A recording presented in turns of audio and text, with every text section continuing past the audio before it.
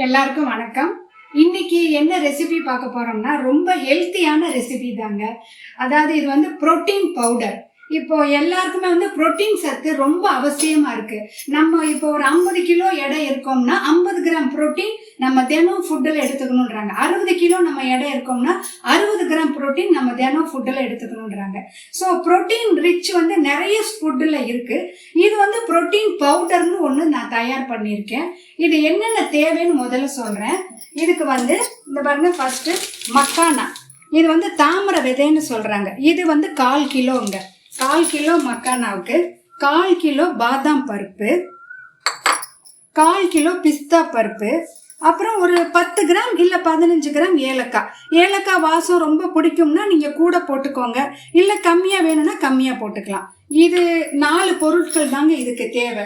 First வந்து இந்த மக்கானாவை ட்ரையாக ரோஸ்ட் பண்ணணுங்க. இந்த மாதிரி ட்ரையாக அடுப்பை சிம்மில் வச்சு ரோஸ்ட் பண்ணணும். இது ரோஸ்ட் ஆயிடுச்சுன்னு எப்படி தெரியும்னா, இந்த பாருங்க, இப்படி உடையும் போது இந்த மாதிரி உடையும்.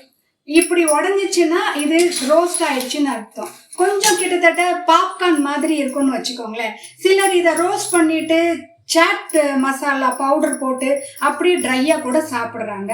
அவங்கவுங்க விருப்பத்தை பொறுத்தது. இந்த மாதிரி இதை ட்ரையாக ரோஸ்ட் பண்ணிக்கணும். அதே மாதிரி பாதாமும் ட்ரையாக ரோஸ்ட் பண்ணணும், பிஸ்தாவும் ட்ரை, எல்லாமே ட்ரையாக ரோஸ்ட் பண்ணிட்டு மிக்சியில் பவுடர் பண்ணணுங்க. மிக்சியில் பண்ணும்போது இந்த பாதாம் கொஞ்சம், பிஸ்தா கொஞ்சம், ஏலக்காய், அதோடு இந்த மக்கானாவும் போட்டு நீங்கள் வந்து மிக்சியில் நல்லா கிரைண்ட் பண்ணுங்க. ஏன்னா வெறும் இந்த பருப்பை மாத்திரம் போட்டிங்கன்னா அது கொஞ்சம் ஆயில் விட்டுட்டு வரும், அது நல்லா வந்து தூள் ஆகாது. அதனால மக்கானாவையும் போட்டு தூள் பண்ணுங்க. இதை பாருங்க, நான் தூள் பண்ணி வச்சிருக்கிறேன், இதை காட்டுறேன் பாருங்க. இதுதாங்க அந்த பவுடர். எல்லாத்தையுமே சேர்த்து நான் தூள் பண்ணி வச்சிருக்கேன். இது 1 டம்ளர் பாலுக்கு இந்த 1 ஸ்பூன் இந்த பவுடர் போட்டுக்கலாம். போட்டுட்டு உங்களுக்கு தேவைக்கு ஏற்ற மாதிரி நாட்டு சர்க்கரையோ இல்லை பனங்கல்கண்டோ எது வேணாலும் போட்டுக்கலாம். சிலர் வந்து இப்போ சுகரே சேர்க்கறதே இல்லை, பிளெயினா மில்கே குடிச்சிடுறாங்க. அப்போ பிளெயின் மில்க்ல இது கலந்து குடிக்கலாம்.